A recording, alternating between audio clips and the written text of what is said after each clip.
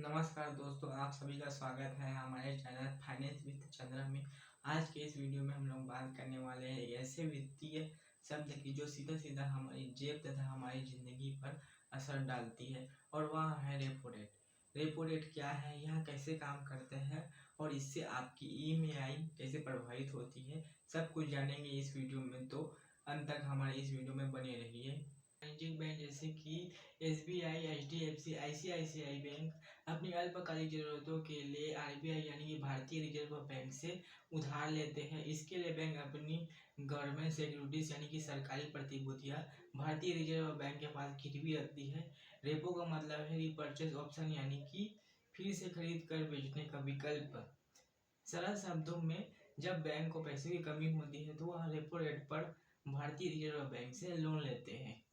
Repo rate क्यों जरूरी है? रेपो रेट क्यों जरूरी है, इसके महत्व को समझना आवश्यक है, क्योंकि यह महंगाई को नियंत्रित करता है।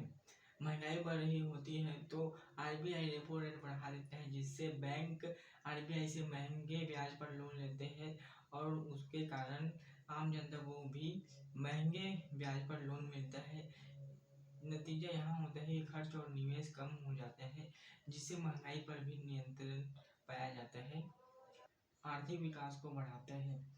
अगर बाजार में मंदी है, लोग खर्च नहीं कर रहे हैं, तो आरबीआई रेपो रेट को घटा देता है, जिससे बैंकों को सस्ते दामों पर ब्याज मिलता है और उसी कारण आम जनता को भी सस्ते ब्याज पर लोन मिलता है।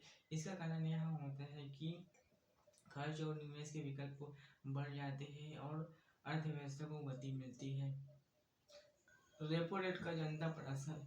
रेपो रेट का आम जनता पर सीधा असर पड़ता है, क्योंकि रेपो रेट बढ़ने से लोन महंगे दामों पर मिलते हैं, जिससे के कारण ईएमआई बढ़ जाती है।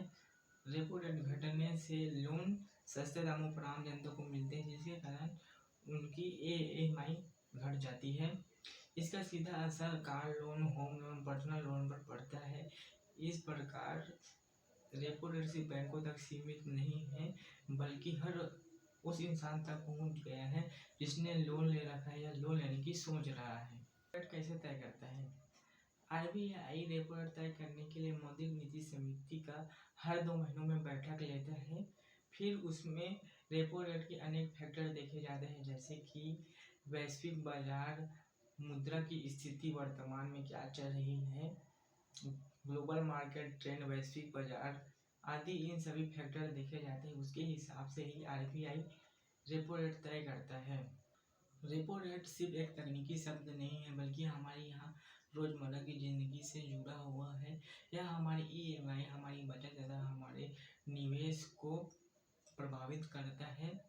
तो दोस्तों, आशा करता हूँ कि रेपो रेट का मतलब आप सभी ने अच्छे से समझ लिया होगा। अगर आप हमारे चैनल में नए हैं तो इसे लाइक, शेयर, सब्सक्राइब जरूर कीजिए। मिलते हैं अगली वीडियो में, तब तक के लिए धन्यवाद।